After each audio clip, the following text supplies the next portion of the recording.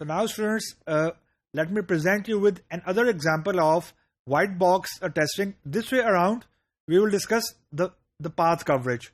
The path coverage का simple मतलब ये है कि जितने भी हमने डिसीजन पॉइंट्स लिखे हुए हैं अपने कोड के अंदर, और decision points mainly if then else होता है या हमारे पास स्विचेस होते हैं विद और विदाउट फॉर लूप.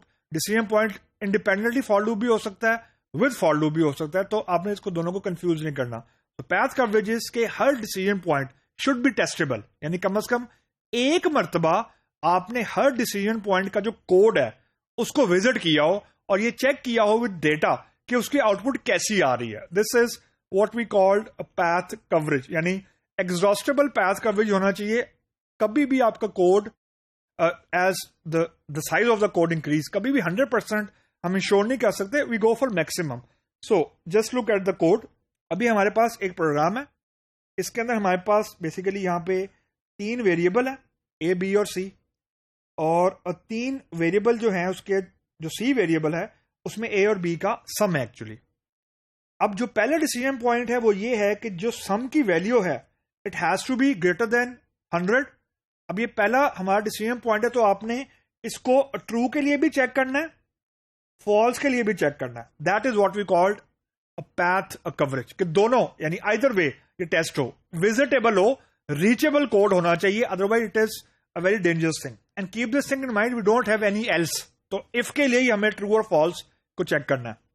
उसके बाद हमारा दूसरा डिसीजन पॉइंट है if A is greater than 50. Again इसके भी 2 डिसीजन पॉइंट होंगे, एक ट्रू के लिए एक फॉल्स के लिए, और फिर हमारे पास एक मैसेज आ रहा है इट्स पेंडिंग. तो मतलब अगर मैं सम अप करूं तो effectively we have to test for 4 sample data. So just look at the sample data which can vary. I mean you can write your own sample data, I won't mind, लेकिन ये एक sample data. Okay. So for example हमारा test case 1 ये कहता है कि if A is 50 and B is 60, so I'll plug in here. So 50 plus 60 is 110.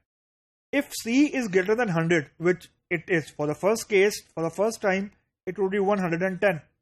तो ये जो हमारी वैल्यू है C इज ग्रेटर देन 100, ये ट्रू हो गई, ये मैसेज आ गया. इसका मतलब ये हुआ कि ये कोड जो है, जो इफ है, इट इज रीचेबल, यानी हम इसको with some sample data reach कर सकते हैं. Look at the sample data number 2, यानी और अभी इसी वैल्यू को दूसरी इफ के लिए चेक करते हैं. If A is greater than 50 then it's pending. अब ए की वैल्यू पहले सैंपल डाटा के लिए 50 है. Now 50 is not greater than 50, तो यहां पे हमारे पास इस सैंपल डाटा के अगेंस्ट आ जाएगा फॉल्स. ये मैसेज नहीं आया, लेकिन कम से कम ये रीचेबल है, यानी अब पहले सैंपल जो डाटा है उसके लिए दोनों इफ रीचेबल है. Now here goes the second. A is 55, B is 40. अब 55 और 40 इज 95. अगेन यहां पे चेक हो रहा है if C is greater than 100. अब सी की वैल्यू 95 है, तो ये हो गया फॉल्स, कुछ भी नहीं हुआ फॉल्स पे, मैसेज नहीं आया.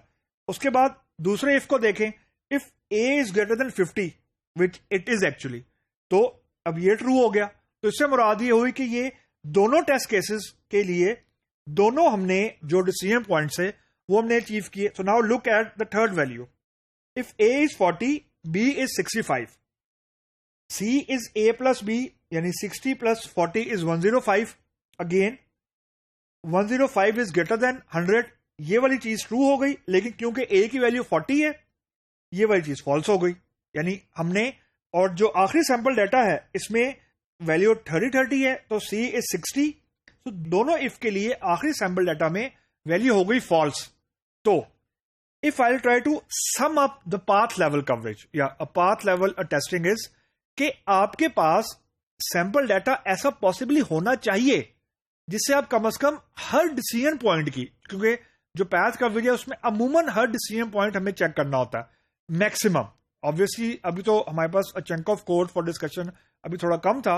एज अ साइज ग्रोज, क्योंकि जो पैथ कवरेज है उसके अंदर या व्हाइट बॉक्स टेस्टिंग का जो सबसे बड़ी लिमिटेशन आती है ना, वो आती है कि इसके लिए टाइम बहुत चाहिए होता है, and time is actually budget. So हमारी कोशिश ये होती है कि जो हाई प्रायोरिटी एरियाज हैं उनकी हम लोग कम से कम पाथ लेवल कवरेज में मैक्सिमम कवरेज को अचीव करने की कोशिश करें, ताकि जो पैथ कवरेज है वो कम से कम हमें ये थोड़ा सा कॉन्फिडेंस लेवल दे देती है कि जो फ्रीक्वेंटली विजिटेबल एरियाज हैं वो कम से कम टेस्टेड है। ऐसा कम से कम नहीं है कि हमारे पास ऐसा अनटेस्टेड कोड पड़ा हुआ है उस हाई प्रायोरिटी एरिया में जो कि यूजर बहुत ज्यादा विजिट करता है। लेकिन I mean it all depend I mean it all depend से मेरी मुराद ये है these things can not be corrected overnight, यानी एकदम से ये खत्म नहीं होती। दीज थिंग्स टेक टाइम, यानी अगर प्रोडक्ट को बनाने में 3-4 साल लगे हैं तो 3-4 साल में अगर ये चीजें नहीं हुई then you to clean this up, इसको हम लोग आई मीन क्लीनिंग एक्टिविटी को हम लोग टेक्निकली बोलते हैं रीफैक्टर करना, कि कोड की फंक्शनैलिटी वही रहे, आउटपुट वही रहे, लेकिन इसको स्ट्रक्चरली सही करना, ये ग्रेजुअली होता है। यानी और इसी तरीके से टेक्निकल डेट हमारा क्रिएट होता रहता है। हमारा गोल ये होता है कि पैथ कवरेज हमें ये आइडेंटिफाई करने में बड़ी मदद करता है कि where actually the bulk of a technical debt lies.